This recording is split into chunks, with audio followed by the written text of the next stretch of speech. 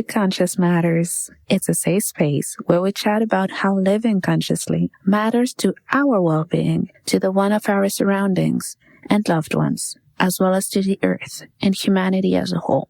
Join me, Melissa DeBerry, for inspiring interviews with some of the most beautiful souls out there, individuals who are helping others to reach their highest selves and who bring light into this world. In every episode, we talk about conscious matters such as self-love, awareness, personal development, the power of yoga and meditation, self-medicine, the rise of holistic practices, and much more. We expand on our experiences, share tools that help live in peace, harmony, and alignment on a daily basis, and discuss about what we've learned along our healing journey. Get your mind, body, and soul ready for a ride in consciousness.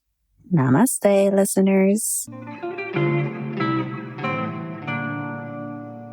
Until you make the unconscious conscious, it will direct your life, and you will call it fate. This is a saying from Carl Jung, the psychiatrist who revolutionized the field of psychology. Fall, Halloween, Scorpio season is here, so what better than diving deep into the shadow of life? To be aware, acknowledge, accept, and embrace our unconscious, to shed light onto our shadow self. I talk a lot about self-awareness on this podcast, yet there can be any full awareness without acknowledging and integrating the unconscious parts of ourselves. That's what I'll try to uncover today all by myself. And yeah, let's see how it goes. Listen up to this jam.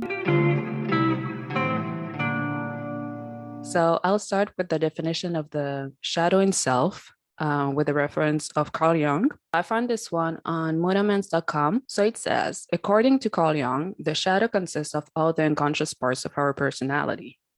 These, when brought to consciousness, feel threatening, uncomfortable, or completely foreign to the ego, defined as the conscious part of our personality. Jung pointed out that not only do we have a personal shadow, but we also share a collective shadow which belongs to the collective unconscious. Our shadow contains everything we don't see about ourselves. It's much easier to observe someone else's shadows than our own. Our shadow consists of our blind spots, of all of those tendencies, qualities, and traits that we have disowned. It's important to keep in mind that these are not all negative. Our unconscious also contains repressed qualities and positive traits that, for instance, weren't accepted by our family or culture of origin. So that's the definition, which makes me think that when you feel misaligned, stuck, chaotic, or simply uncreative, exploring your shadow can help. Conscious living is obviously about being mindful towards ourselves, others, and the earth, but is also about being honest in your growth, your willingness to improve, applying changes that will allow you to wander through the ugly, disturbing, and frightening parts of yourself, the part that you must probably find extremely difficult to embrace. It's easy to embrace the light, that's a given, our socially accepted traits, but not so much the dark aspects of our character. And actually, one of the psychotherapists called Dr. Sheri Jacobson said, although many infer the shadow is negative, that is really not true. The shadow is rather what you yourself perceive as dark and weak about yourself, and therefore needing to be hidden and denied. But this depends on our own perspective on life and your levels of self-esteem. So while for one person, the shadow might just contain such classic elements as sadness, rage, laziness, and cruelty, you might also hide your personal power, your independence, or your emotional sensitivity.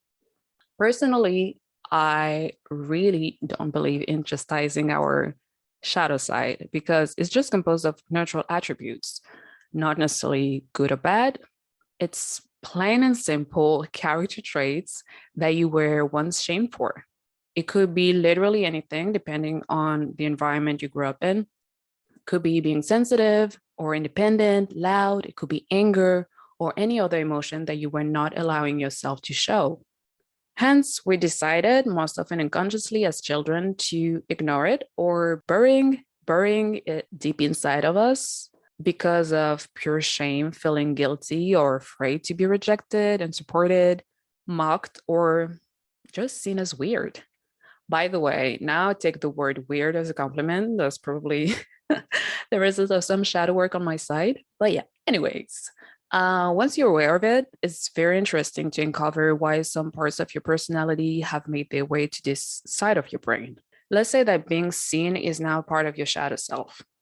You're afraid of showing your talents or showing up in public spaces, maybe offline or online, where you will be at the center stage. Do you feel like you've been shamed for being loud or taking space or being unapologetically yourself when you were growing up? That could be something to, you know, try to uncover here. And I'm insisting on the grooming phase that is childhood because it's literally the moment we built our sense of personality and forge our belief system.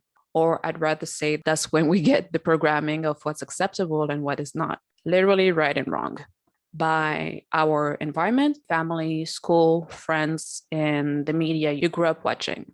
It's very much rooted, which requires of us a strong, conscious effort to face it and deal with it, even though difficulties arise from that process. I hear a lot of conversation about getting rid or healing your shadow self. I feel like extremely cringy when I hear that because it makes me feel like something is wrong with you when in fact, literally everybody has a shadow side. This part that we all unconsciously learned to hide away through what was and what was not acceptable through our own socialization. There's no way to get rid of it and no point in healing it because it's normal. Just that is normal. Yet, through my own development journey, I've been surprised and fascinated to discover this unconscious part of myself and believe that incorporating it into my consciousness is so much more beneficial to me. I even say probably much healthier for my mental health rather than suppressing these parts of who I am instead of accepting them and working the best way with them. Living that conscious life is mainly about becoming more whole and balanced. That's why, to me, it's crucial to be recognizing our shadow self, facing it, and accepting it as an integral part of our whole being instead of battling by hiding our darkness. Actually, that darkness is just in need of more light in a sense that it can be benefiting to have it at the front and center too, instead of all the way backstage. And that makes me wonder if by hiding our shadow self, are we actually suppressing our basic instincts? Are we actually suppressing our basic instincts? Are we denying ourselves for the comfort of others? Making sure they're comfortable so we unconsciously learn to make ourselves uncomfortable? Are we fragmenting ourselves instead of being whole and grounded to be accepted by others? Yeah, many questions. Accepting some air quote unacceptable parts of our nature by rejecting, shaming, and ignoring parts that end up never becoming adequately integrated in our conscious minds is a big leap. It's a real big leap. And when we really think about it, who gets to decide what's acceptable and what is not? Like, seriously, though. From one place to the other, from one family to the other, and even from one culture to the other, this good and bad dichotomy is really not universal. It's very much arbitrary.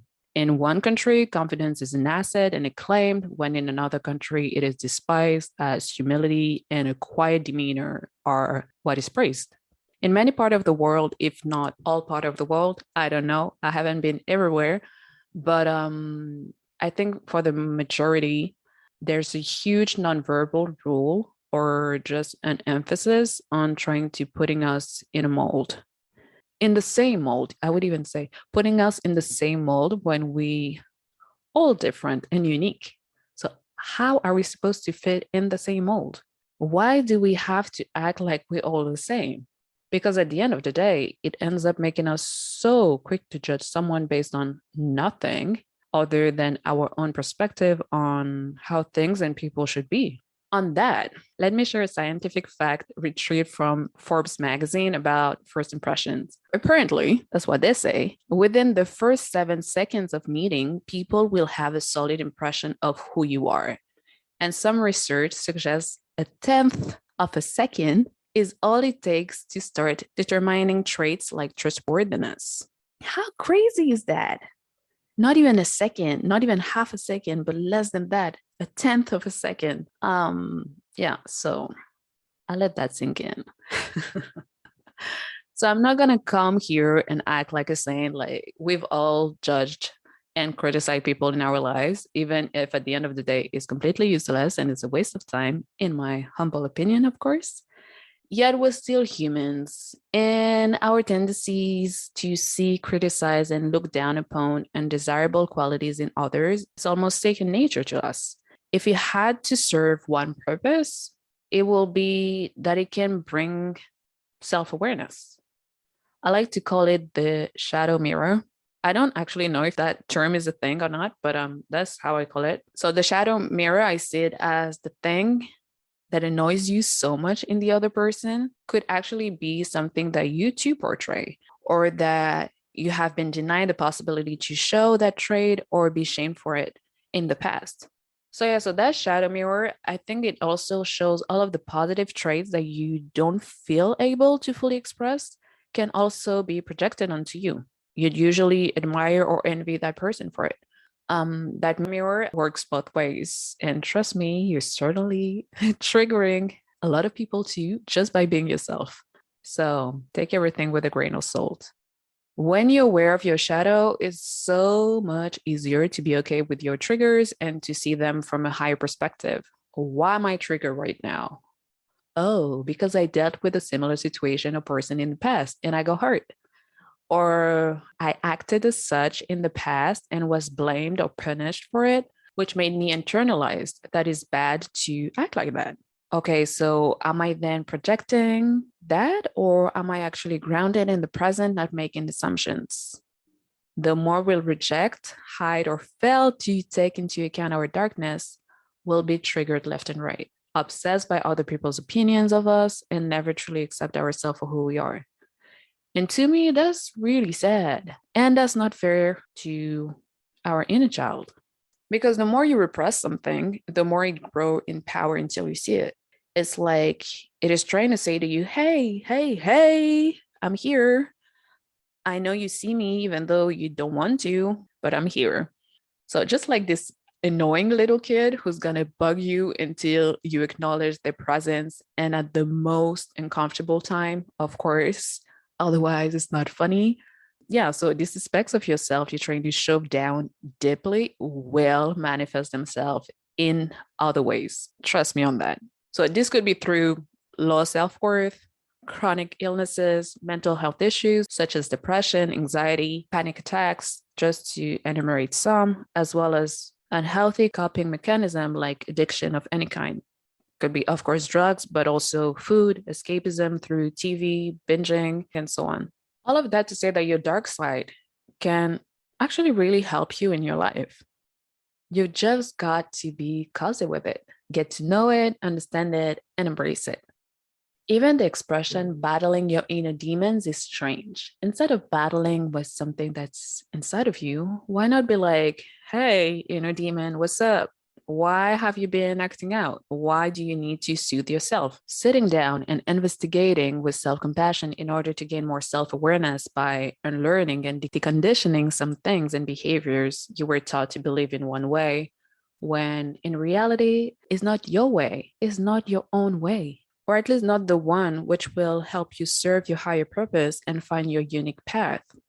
I've realized that the more I make peace and embrace my shadow self, this part that is initially not my favorite, I gotta say, or I'd rather say the part that I've been conditioned to think that was not acceptable to show is less projecting onto me, the more I get to know it and embrace it and try to understand it. For example, something that drives me nuts is people who are too slow. Taking the time of the world to do literally everything stresses me out to a point that is beyond ridiculous. Yeah, so that got me thinking. And turns out the way this attribute is projecting onto me is not necessarily that I carry this trait, but growing up, being slow was looked down upon, or at least not really encouraged. Now, I even say not encouraged at all. May it be in my family unit or at school. The emphasis was more on, oh, you were so fast and finishing that, bravo. Seeing that imposed to me at a very young age and around me, my little self probably registered that being fast is good and being slow is bad. Plain and simple. Like a kid mind is like very black and white. Same with indecisiveness in others. It triggers me like crazy. But for this one, I'm still navigating my shadow to uncover what's this all about. But yeah, it's interesting. It really is. It's like you have the answers inside, but you have to really dig deep to get them on the surface. So by now, we can roughly sum up the shadow as pretty much everything hidden. Our fears, secrets, taboo, desires, emotions seen as negative, such as jealousy, envy, anger, obsession, etc. All the uncomfortable or socially unacceptable things we keep to ourselves are what makes up the shadow. Yet something that's really interesting is that there is so much shame around the shadow self, while at the same time, it's also where your gifts are located. And I really have to read that to you. It's an excerpt from a piece called Shadow Self, Embracing Your Inner Darkness from Matteo Soul. So he writes, "We are all born pure, like blank canvases. But at some point during our childhood development, we learn knowledge that teaches us to separate things into good and evil. The moment we eat from this tree of knowledge, our shadows are born and we begin to divide ourselves into multiple parts. Furthermore, in our cultural socialization process, we begin to sort out those traits within us that are acceptable to society, called the persona, and those traits that are unacceptable, which are later hidden away, called the shadow. The creation of the inauthentic but socially acceptable persona birthed the creation of the authentic but damnable shadow. Both are inseparable. In essence, any primitive traits within us get sent to the shadow, but at the same time, any creative, unique, innovative, and different qualities within us also get confined within the shadow because they are not socially acceptable." So yeah, yes, indeed. Some of the different aspects of yourself you've been blamed, shamed, punished, ridiculed for by the people in your environment growing up can be the very same things that other people love, admire, and cheer you on for. Once again, the way we judge and criticize people is very much arbitrary, coming from our own conditioning and our own life experiences rather than from an objective lens. And by hiding these parts of you or not coming to terms with them, you're also hiding your natural gifts and talents. I'm going to be harsh here, but you're robbing yourself from tapping into the infinity and limitless potential of your being. I'm an idealist at heart, very much optimistic and creative, but I know that growing up, especially at school, I've been mocked for it, scolding me to live in La La Land. When I think about it now, it's super funny, but at the time it was not. It was considered dumb and naive to be this way. And my intellect and seriousness were praised instead. So throughout the years, I've become more cynical, I would say, extremely serious and responsible, studies and work focused, incredibly pragmatic and structured to the point of becoming a huge perfectionist. Still a work in progress, still on it. But to be honest, it also served me a lot career-wise. I'm not gonna lie. However, I was not too comfortable in showing my spiritual side, more laid back and going with the flow. I wasn't using my creativity at all anymore, and sarcasm was my second language. It still is, but but a much lighter version than before. I guess that's why I ended up in law for the longest time. No shade, but you cannot do more analytical, pragmatic, and uncreative than this field, I think. I don't know all of the fields, but I think it's like on the top of the list. Yeah. But after some deep shadow work on that specific aspect, I now manage to balance both, at least much better than before, and not shame myself for being a creative, an idealist, and believing that good things always happen. Looking at the brighter side, that's okay. That's not being naive. Like, you just have to balance it out. That's all. Using my imagination to create random stuff, always finding a positive aspect in any situation really helped me personally. And I know that some people actually admire this quality in me. And when talking to them, sharing my perspective always bring them hope and a ray of sunshine. So I'm not hiding it anymore. Combining my shadow with my light made me transforming from a dreamy utopian to one that know how to think strategically with a structured plan about my goals and dreams to materialize them in the physical realm. I've become a rational dreamer. That's a huge power, especially in a society where most people give up on their goals and dreams just because they don't have the structure or plan to get there. And that gift, that specific gift that I was hiding, became the strongest quality in my present profession as a brand strategist for conscious living companies and organizations. I'm literally bringing clarity in people's ideas and visions with a solid structure, yet with creativity and style. That is the best of both worlds for me. And sometimes I'm like, how on earth did I think about that? Or how did I just manage to create something neat and beautiful out of a confusing jumble of ideas? It just comes so naturally that most of the time I'm so surprised. It's just that all of these traits were already inside of me. I was just not tapping into them and used to look down upon them, being ashamed of them. And I even say, like, with this podcast, like just thinking about themes and researching and like writing about them and talking about them out of my mind. And I don't know, it's just like it's such a drastic difference from who I used to be. But yeah, sometimes like pretty impressive. And all I had to do was just like to tap into it. So yeah, tap into your own magic and make wonders is not about seeing your darkness as negative or transforming it into light, but alchemizing it in a way that will positively work for you, enhance and improve your character and your life. I'm actually going to do a second part of this episode next month, focus on how to use shadow work to regain freedom and wholeness in order to live authentically. Because yes, shadow work is hard, it's long, challenging, and completely unsexy, but it's one thing that is incredibly rewarding in the long term. Until then, I hope you enjoyed this episode and that you're ready to do the work. Talk to you soon.